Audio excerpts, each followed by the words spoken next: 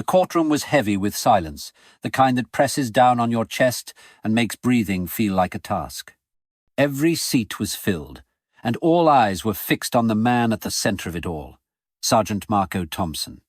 He sat in his wheelchair, dressed in his military uniform, the medals on his chest glinting under the fluorescent lights. His hand gripped the leash of the dog by his side, Hunter, a German shepherd, with a calm yet watchful demeanor. To everyone else, Hunter looked like any other military working dog, but to Marco, he was so much more. He was family. Marco's jaw tightened as the judge addressed him, reminding him that this might be his final chance to speak. The army had decided Hunter was to be reassigned, considered government property needed for another mission. After years of risking their lives together, the thought of losing Hunter now felt like a cruel betrayal. Marco's hands trembled as he adjusted his grip on the leash, his voice barely steady enough to speak. "Your Honor," he began, his tone raw with emotion. "Hunter isn't just a military asset. He's saved my life in ways no one here could ever understand. In the field, he pulled me from danger, shielded me from gunfire, even warned me of traps before I could see them. And when I came home, when I couldn't even face myself in the mirror, Hunter was there. He gave me a reason to keep going. Please don't take him from me." The room remained utterly still, the air thick with unspoken sympathy. Some spectators dabbed at their eyes, while others exchanged glances, their expressions a mix of pity and outrage. The judge's face remained neutral, his eyes studying Marco for a long moment before he leaned forward, preparing to deliver his ruling. But before the words could leave his mouth, something unexpected happened. Hunter stood abruptly, yanking the leash free from Marco's trembling hands. The dog moved toward the judge, barking sharply, his voice echoing through the courtroom. The crowd gasped, and the bailiff stepped forward instinctively, though Hunter showed no signs of aggression. His barks were insistent, purposeful, as if he were trying to communicate something urgent. "Hunter!" Marco called, his voice breaking with panic. But deep down, he knew he had seen this behavior before, countless times on the battlefield. Hunter wasn't just barking, he was alerting. The murmurs swelled. "What's wrong with the dog?" someone whispered. Marco wheeled forward, chest tight, voice shaking. "He's not just barking. He does this when there's danger. He's warning us." The judge froze, gavel forgotten, eyes locked on Hunter. The room fell still, save for the barking echoing like a heartbeat. Whatever Hunter sensed, it wasn't just about Marco. He knew something no one else did. And for the first time that day, Marco felt a flicker of hope. This wasn't just a farewell. Something bigger was unfolding, and Hunter was determined to make them see it. Hunter's relentless barking echoed off the dark wooden walls, slicing through the tension like a blade. His stance was low, muscles tense, eyes locked on the judge's bench. Marco's grip tightened on his wheelchair's armrests. This wasn't random. Hunter had detected something. Marco's heart pounded, a surge of battlefield adrenaline flooding him. But this wasn't a war zone, it was supposed to be a courtroom. "Hunter! Heel!" Marco called, his voice trembling.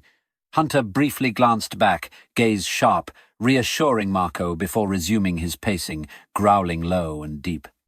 Uneasy murmurs rippled through the courtroom, sympathy giving way to fear.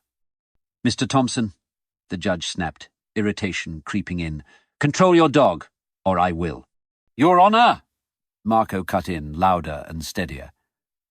"Hunter's not misbehaving. He's trained to detect threats, bombs, explosives, danger. He wouldn't act like this unless something was wrong." A heavy silence fell.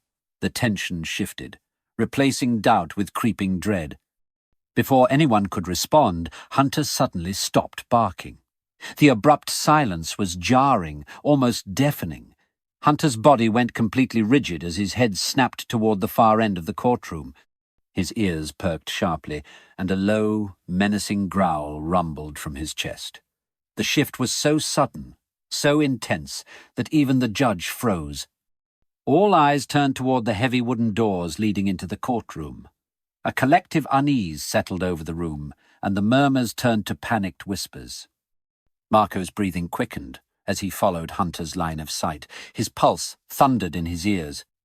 He had seen this exact behavior before, on the battlefield, moments before Hunter uncovered a buried explosive or signaled an enemy ambush. Whatever Hunter sensed now, it wasn't good. "Hunter," Marco whispered, his voice breaking with tension. "What? What is it?" Hunter didn't move. His entire body remained locked in place, his growl growing deeper, vibrating through the air like a warning. Whatever danger he had detected, it was no longer just a threat to Marco.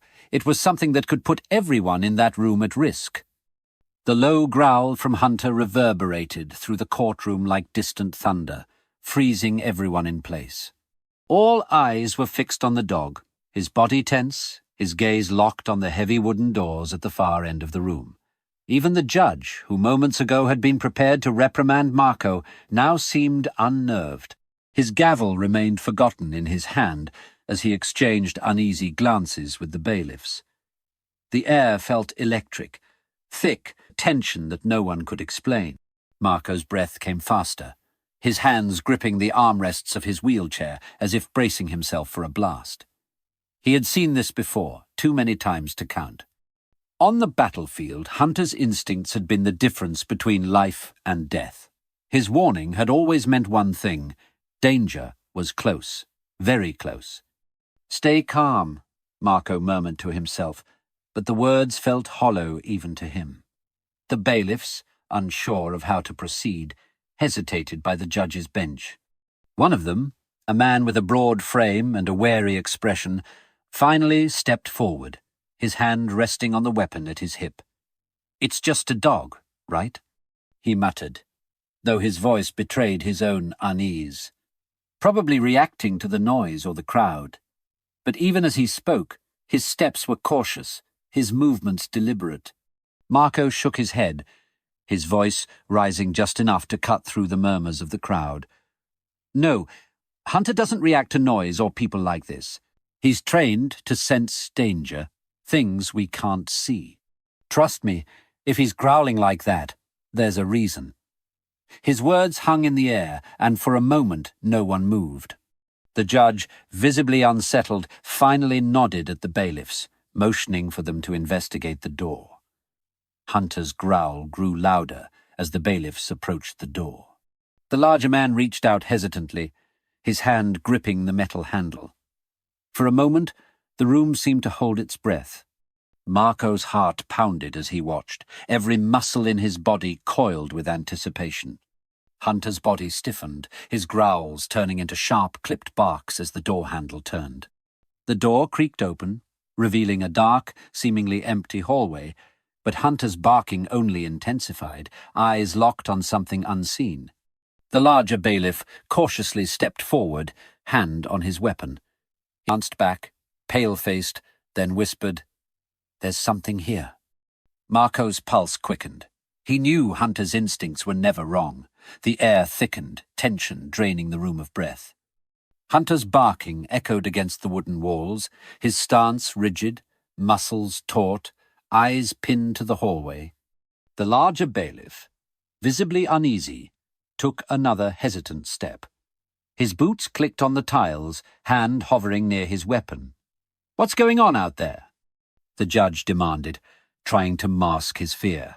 Hunter's growls deepened into a chilling rumble that sent shivers through the room.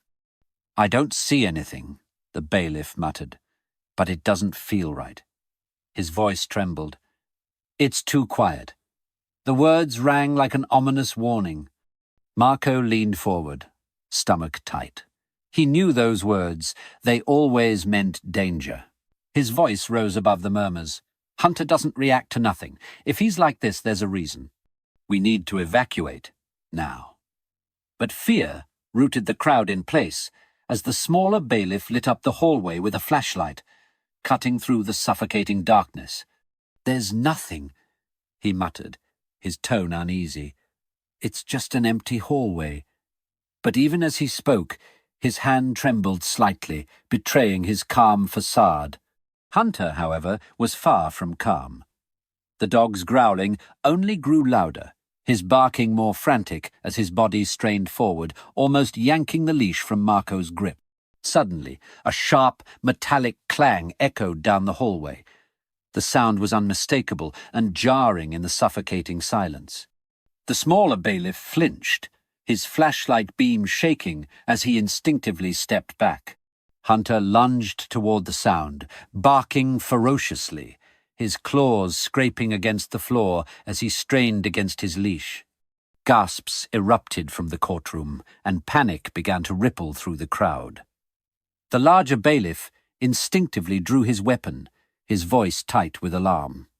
What the hell was that? Marco's heart pounded in his chest as he raised his voice above the chaos. "Get Hunter back!" he yelled, his voice trembling with a mix of fear and certainty.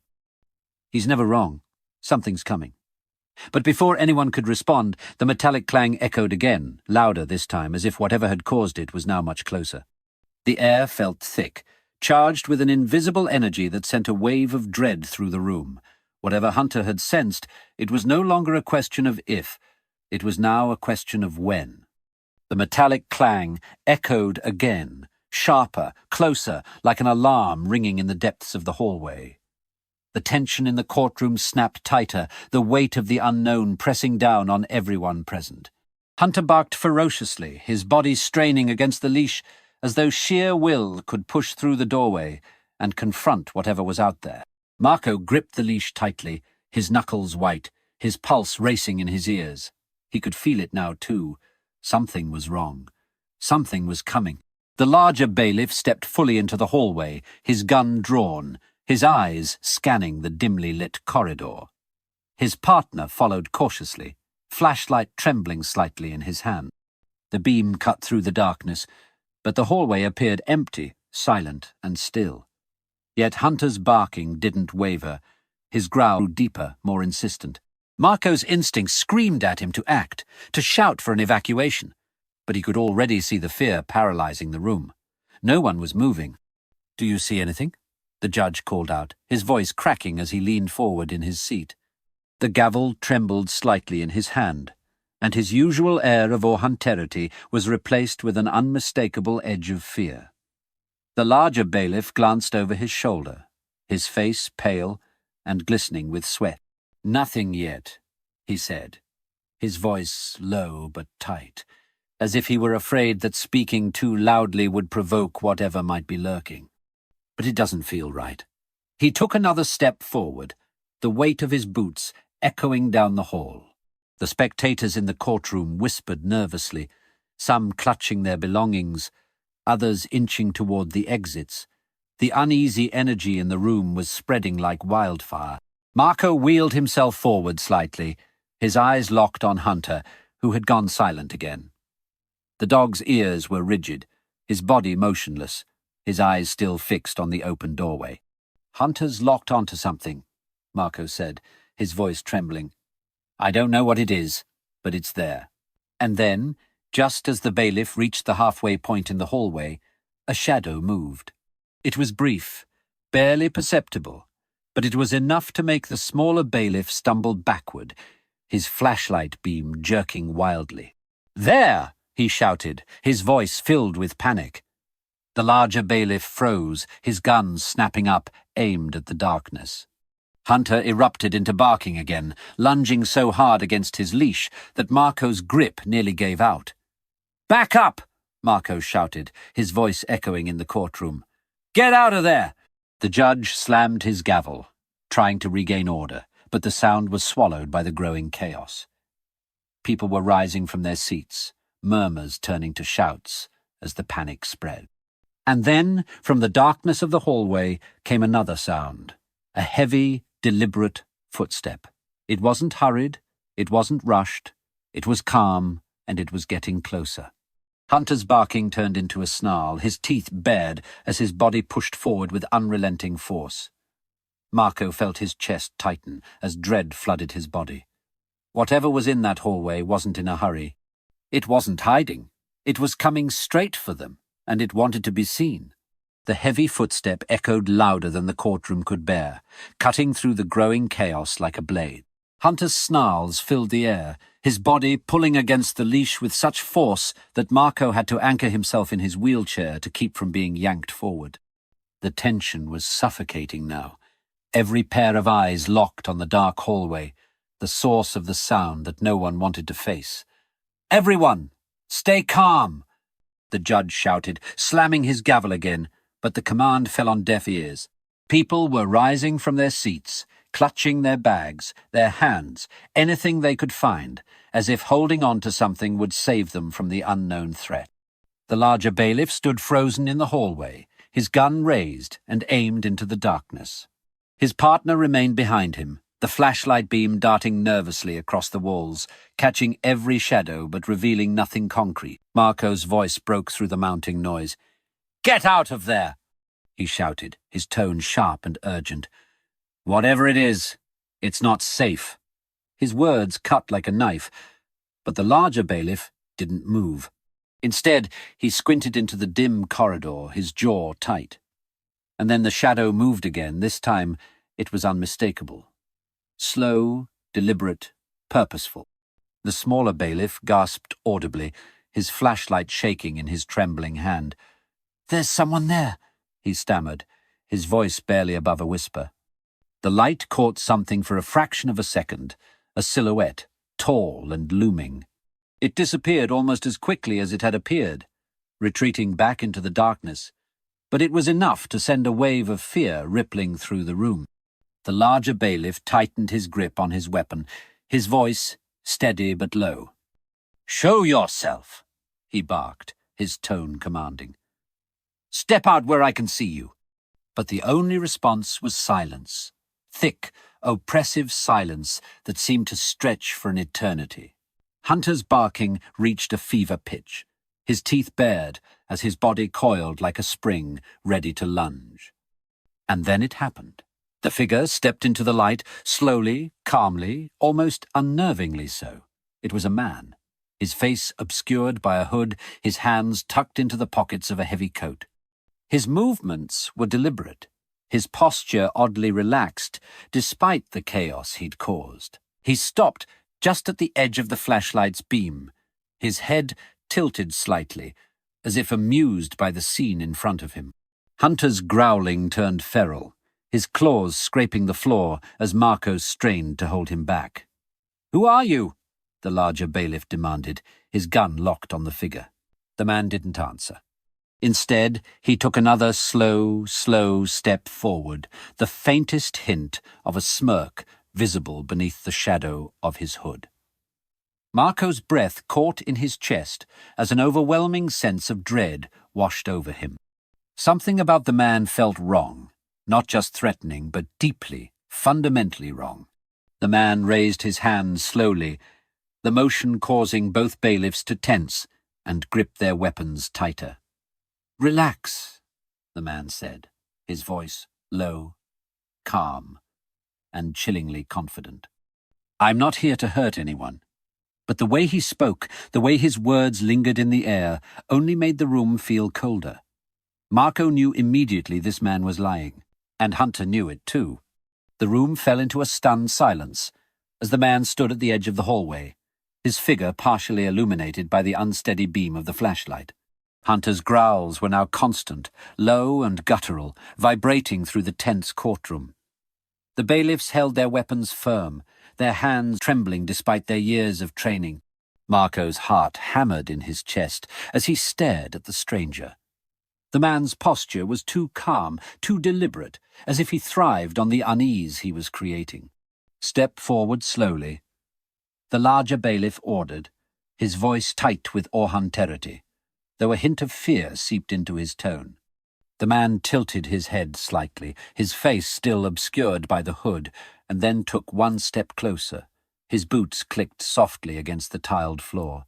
He moved with an unsettling confidence, each movement slow and calculated, as though he were savoring every second of the attention now fixated on him.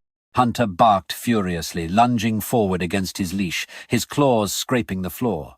Marco struggled to hold him back, his palms slick with sweat as his grip tightened. "Hunter knows," Marco muttered under his breath, his voice trembling. "He can sense it. He knows something's not right." His words weren't loud enough to reach the crowd, but the judge glanced at him briefly, his expression a mixture of fear and confusion. The smaller bailiff stepped forward, flashlight in one hand and his other hovering near his holster. "Sir," he said, his voice cracking slightly, "identify yourself now." The man finally lifted his head, his face partially visible beneath the shadow of his hood. His eyes were sharp, cold, and piercing, holding an intensity that sent a chill down Marco's spine. "I'm not here to hurt anyone," the man repeated, his voice calm yet underlying, hollow. He reached into his pocket slowly, causing both bailiffs to stiffen and raise their weapons further. Gasps rippled through the courtroom, and someone in the back whispered, "He's got something." The room felt ready to erupt, the tension a fragile thread that could snap at any moment. Marco's instinct screamed at him to act, but he was frozen, gripping Hunter's leash as if it were the only thing anchoring him to the moment. The stranger's hand emerged from his pocket, holding something small and metallic. The bailiffs shouted in unison, "Drop it!" The man froze, his lips curling into a faint smirk. "Relax," he said smoothly, holding the object up. It glinted in the dim light, revealing itself to be a simple key. But Marco's unease only deepened.